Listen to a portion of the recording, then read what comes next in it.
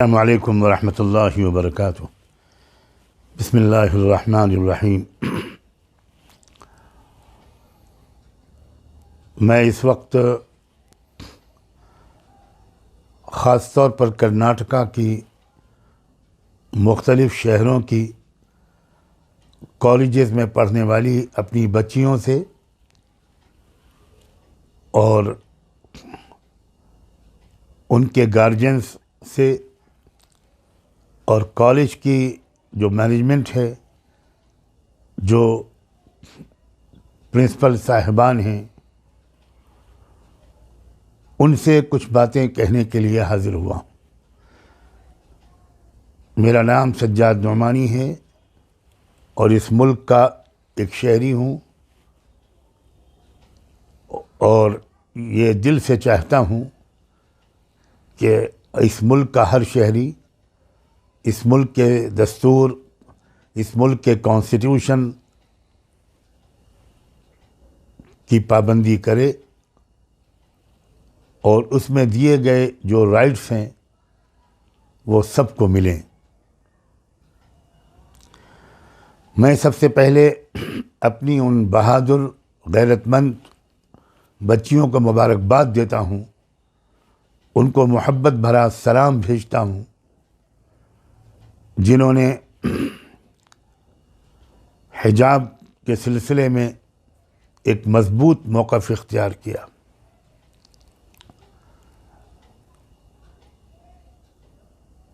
बार बार हमारी ख़वातीन और ये बच्चियां ये सबूत दे रही हैं कि उनके अंदर उनका ईमान भी मजबूत है, वो अक्लमंद और दानिशमंद और समझदार भी हैं और वो जुरतमंद और हौसलामंद, गैरतमंद और बहादुर भी हैं। उन्हें मुल्क के दस्तूर के बारे में भी पूरी मालूमात हैं, अपने राइट्स के बारे में उनके अंदर पूरी अवेयरनेस है और उन राइट्स को हासिल करने और उनको महफूज रखने के सिलसिले में वो अपनी ज़िम्मेदारी भी समझती हैं और जो उनका हक़ होता है एक मुल्क के शहरी के हैसियत से वो इसको भी बखूबी समझती हैं। मैं दिल की गहराइयों से अपनी बच्चियों को मुबारकबाद देता हूँ और ये दुआ करता हूँ कि आप की पुरअमन कोशिशें कामयाब हों और आपकी इस्तिकामत से मेरी बच्चियों, तुम्हारी इस्तिकामत से, तुम्हारे हौसले से पूरे मुल्क की मुसलमान बच्चियों को एक सबक मिले, हौसला मिले।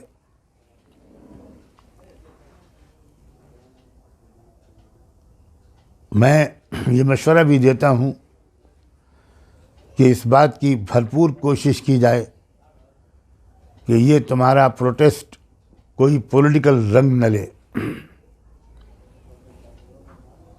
लोग ये चाहते होंगे कि इसको सियासी रंग दिया जाए, लेकिन तुम इसको एक भारत के एक शहरी के हैसियत से और एक ऐसे शहरी के हैसियत से जिसने कॉन्स्टिट्यूशन को अच्छी तरह जाना है और उस कॉन्स्टिट्यूशन को जिसमें इस बात की गारंटी दी गई है कि यहाँ के रहने वाले हर शख्स को अपने मज़हब, अपनी तहज़ीब, अपने कल्चर, अपनी ज़ुबान, इन सब चीज़ों को महफूज रखने और इन पर अमल करने, बल्कि इनको प्रीच करने का भी पूरा इख्तियार और पूरी आज़ादी हासिल है। मैं ये उम्मीद करता हूँ कि बेंगलोर शहर के मुसलमान उलमा, खुतबा, शहर के अमायदीन और ज़िम्मेदारान वो इस सिलसिले में अपनी ज़िम्मेदारी पूरी जुर्रत और पूरी समझदारी के साथ ज़रूर अदा कर रहे होंगे। इस बात का भी ख्याल रखना चाहिए कि शरीयत के एक हुक्म के सिलसिले में जो एहतजाजी कोशिश की जाए वो कोशिश भी शरीयत के अहकाम की पाबंदी के साथ जारी हो। ऐसा न हो कि एक शरई हुक्म पर अमल करने की आज़ादी की जद्दोजहद में शऊरी या गैर शऊरी तौर पर हम कई अहकाम शरीयत की ख़िलाफ़ वर्जी करने की गलती के मुर्तकिब हों। साथ ही साथ मैं इस बात पर भी खुशी का इजहार करता हूँ, एक ख़ातून मेंबर ऑफ असेंबली जो शायद गुलबर्गा से की नुमाइंदगी करती हैं, मोहतरमा कनीज़ फ़ातिमा, वो बड़ी हिम्मत और जुर्रत के साथ इस प्रोटेस्ट को सपोर्ट कर रही हैं। वो ख़ुद हिजाब पर अमल करती हैं और खुलकर सामने आई हैं। मैं आपको भी मुबारकबाद देता हूँ। आप अपनी ज़िम्मेदारी एक रुकन असेंबली की हैसियत से अदा कर रही हैं, यह यकीनन आप मुबारकबाद की मुस्तहिक़। जहाँ तक कॉलेज की मैनेजमेंट का सवाल है और कर्नाटका स्टेट गवर्नमेंट का सवाल है, तो मैं उनको एक बात याद दिलाना चाहता हूँ, इस दुआ के साथ कि मेरा ये मैसेज किसी तरह उन तक भी पहुँच जाए। ये लोग बात तो करते हैं हिंदुत्व की,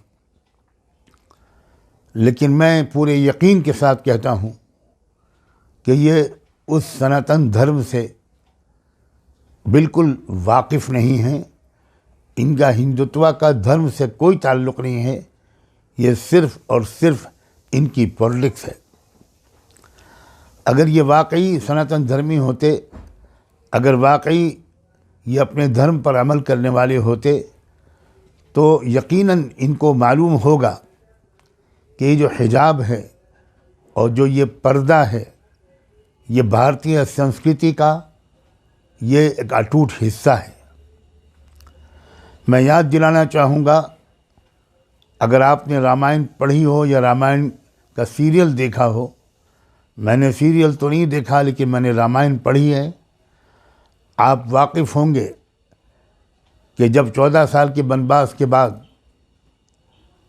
बयान किए जाने वाले वाक़े के मुताबिक जब श्री रामचंद्र जी वनवास से वापस आए हैं, तो उनके भाई ने उनका स्वागत किया है और एक खुशी मनाई है, एक जश्न मनाया है। उस मौके पर लक्ष्मण जी से कहा जाता है कि सीता जी के गले में माला डालें, एक खुशी के इजहार के तौर पर। जो सीता जी जो लक्ष्मण जी की भाभी थी, वहाँ पर रामायण के कहने के मुताबिक, जहाँ तक मुझको याद आ रहा है, 14 महिलाएं खड़ी थीं। लक्ष्मण जी आगे बढ़े माला लिए, लेकिन वो सर झुकाए, निगाहें झुकाए खड़े रहे। तो उनसे किसी ने कहा कि जल्दी कीजिए, माला डालिए सीता जी के गले में। तो लक्ष्मण जी ने पूछा कि इनमें से कौन, इन महिलाओं में से कौन है मेरी भाभी सीता जी? तो लोगों ने बहुत ताज्जुब से पूछा कि आप इतने दिन तक श्री रामचंद्र जी के वनवास के दौरान अपनी भाभी के हिफाजत के लिए आप रहे और आप पहचानते भी नहीं उनको। तो उन्होंने कहा कि मैंने कभी उनके चरणों से ऊपर देखा होता तो पहचानता। यह है भारतीय संस्कृति।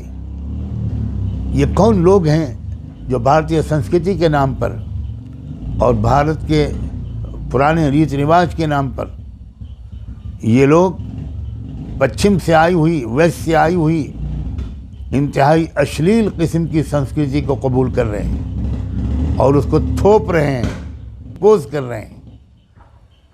ये बिल्कुल जाहिल लोग हैं, इन्हें भारतीय संस्कृति का भी पता नहीं है।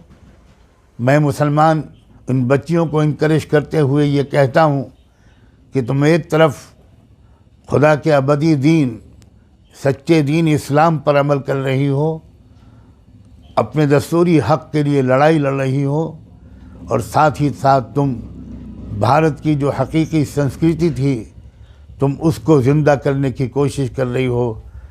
पूरे मुल्क के इंसाफ पसंद लोग, पढ़े लिखे और बाखबर लोगों की दुआएं तुम्हारे साथ हैं। अल्लाह ताला तुम सब की मदद फरमाए और तुम्हारी इस कोशिश को कामयाब फरमाए। मैं दिल से दुआगो हूँ और मैं तुम सब की दुआओं का मोहताज हूँ। अल्लाह हम सब का हामी व नासिर हो। खुदा हाफिज़।